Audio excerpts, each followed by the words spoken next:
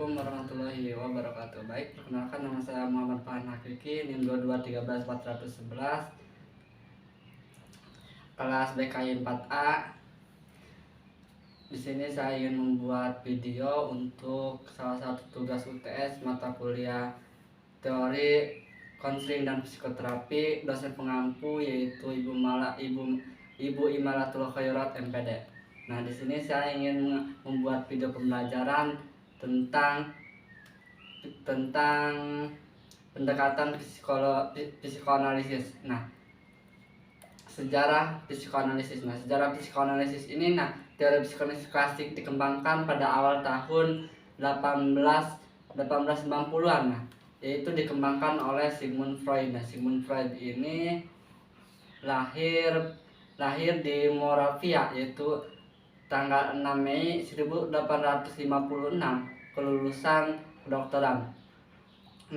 Formulasi teoretik dari teori ini yaitu banyaknya dipengaruhi oleh pengalaman ataupun kehidupan masa kanak-kanak. Khususnya bagaimana sih cara kedua orang tua itu memperlakukan mereka gitu. Pada mulanya Sigmund Freud ini mengembangkan teorinya tentang struktur kepribadian dan sebab-sebab gangguan jiwa. Sumbangan pemikiran Freud ini adalah konsep-konsepnya tentang kesadaran dan ketaksadaran, yang merupakan dasar ataupun kunci untuk memahami tingkah laku dan masalah kepribadian. Dengan kepercayaan bahwa sebagian besar fungsi psikologis terletak di luar kawasan kesadaran, maka sasaran terapi psikoanalitik adalah membuat motif-motif tidak sadar menjadi disadari. Selanjutnya yaitu pandangan terhadap manusia. Yang pertama yaitu ini menurut Freud. Yang pertama itu tingkah laku manusia ditunjukkan untuk memenuhi kebutuhan biologis dan insting. Yang kedua itu ada tingkah laku manusia yang dikendalikan oleh pengalaman masa lalu ataupun masa lampau. Yang ketiga itu ada manusia yang bersifat tidak rasional, yaitu tidak sosial dan destruktif terhadap dirinya dan orang lain. Libido mendorong manusia ke arah pencarian kesenangan. Yang keempat yaitu di mana manusia dideterminasi oleh kekuatan irasional. Motivasi tidak sadar yaitu kebutuhan dan dorongan biologis dan naluriah, dan oleh peristiwanya psikoseksual yang terjadi selama 5 tahun pertama dari kehidupan. Yang kelima yaitu perkembangan kepribadian manusia yang dipengaruhi oleh alam sadar dan alam prasadar dan alam bawah sadar. Hakikat konseling. Hakikat konseling dalam pendekatan psikoanalisa, hakikat konseling adalah agar manusia mengetahui ego dan memiliki ego yang kuat, yaitu menempatkan ego pada tempatnya yang benar, yaitu sebagai pihak yang mampu memilih secara rasional dan menjadi mediator antara id dan superego. Konseling dalam pandangan psikoanalisis adalah sebagai proses reedukasi terhadap ego menjadi lebih realistik dan rasional. Ada tiga struktur kepribadian. Yang pertama yaitu id, ego, dan superego. Id ini adalah merupakan dorongan ataupun biologis yang berada dalam ketidaksadaran ataupun dorongan nafsu yang beroperasi menurut prinsip kenikmatan. Struktur mental ini sudah ada sejak lahir atau bawah sadar. Id ini ada pada diri kita sejak kita lahir. Kemudian yang kedua itu ego. Ego ini adalah struktur pikiran yang beroperasi menurut prinsip kenyataan. Yang mengutamakan pemikiran logika dan rasional ataupun tahap sadar. Ego itu timbul karena kebutuhan organisme memerlukan transaksi yang sesuai dengan dunia kenyataan objektivitas. Nah, yang ketiga ada superego. Nah, superego itu yang merupakan struktur yang terbentuk dari komponen sosial dan moral. Struktur ini bertanggung jawab menentukan tingkah laku baik dan buruk, beroperasi menurut prinsip moral. Nah, id, ego, dan superego. Nah, seorang yang merasa lapar itu disebut id.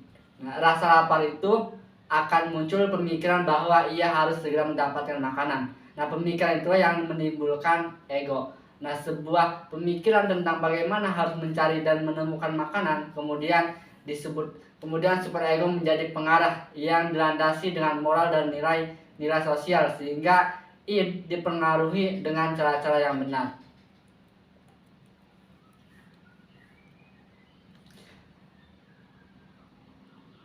Fungsi-fungsi pokok superego yang pertama yaitu merintangi impuls-impuls id, terutama impuls-impuls seksual dan agresif, karena inilah impuls-impuls yang pernyataannya sangat dikutuk oleh masyarakat.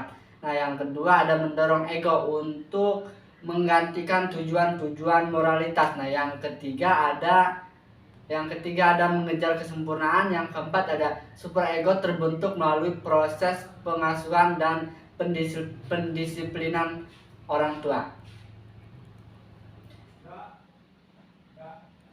Nah, dengan demikian, apabila id menguasai sebagian besar energi, maka tingkah laku akan menjadi impulsif atau primitif. Nah, di pihak lain, apabila superego menguasai sebagian besar energi, maka fungsi kepribadian akan didominasi oleh pertimbangan moralistik daripada realistik.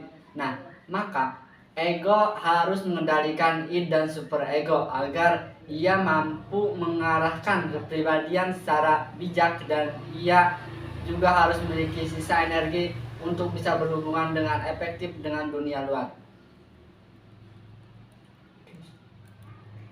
Nah, selanjutnya yaitu tujuan konseling psikoanalisis. Nah, menurut Corey, tujuan terapi psikoanalisis klasik adalah untuk membentuk kembali struktur karakter individu dengan cara merekonstruksi, membahas, menganalisa, dan menafsirkan kembali pengalaman-pengalaman masa lampau atau pengalaman masa lalu yang terjadi di masa kanak-kanak. Nah, selanjutnya ada teknik konseling psikoanalisis. Nah, ya ada 3 teknik. Yang pertama itu asosiasi bebas. Nah, asosiasi bebas adalah suatu metode pengungkapan atau pengalaman masa lalu ataupun masa lampau dan penghentian emosi-emosi yang berkaitan dengan situasi traumatik di masa lalu. Nah, yang kedua ada teknik interpretasi. Nah, teknik interpretasi ini yaitu membawa klien memahami dan menghadapi dunia nyata melalui pemikiran yang objektif dan memperkuat fungsi ego. Nah, yang terakhir teknik transparansi. Nah, teknik ini itu mengarahkan perasaan-perasaan yang tertekan kepada konselor dengan mengandaikan konselor adalah subjek yang menyebabkan perasaan tertekan. Nah, kesimpulannya itu konseling psikoanalisis klasik itu diakui oleh Sigmund Freud sebagai suatu pendekatan yang hanya tepat untuk kelompok individu tertentu. Nah, seiring perkembangan teori psikoanalisis klasik tersebut, gangguan mental ataupun gangguan kepribadian dikelompokkan ke dalam 2 kategori, yaitu psikosis dan neurosis. Nah, psikosis merupakan bentuk gangguan mental yang ditandai oleh hilangnya kontak dengan realitas karena hilangnya kemampuan individu untuk mempresentasikan dan menginterpretasikan pengalaman internal dan eksternalnya. Nah, konseling psikoanalisis klasik tidak bisa digunakan untuk menangani penderita psikosis. Nah, kemudian yaitu neurosis. Nah, neurosis itu ditandai dengan adanya gangguan emosi, nah, kognisi dan perilaku yang menghambat kemampuan individu untuk berperilaku secara sehat ataupun berfungsi normal. Nah, meskipun mereka mengalami kesulitan untuk memahami makna pengalamannya, tapi mereka masih memiliki kemampuan untuk berinteraksi dengan lingkungannya. Nah, bisa membentuk perilaku produktif, dapat memisahkan antara impian, fantasi, dan realitas. Nah, mungkin hanya ini yang dapat saya sampaikan. Terima kasih. Wassalamualaikum warahmatullahi wabarakatuh.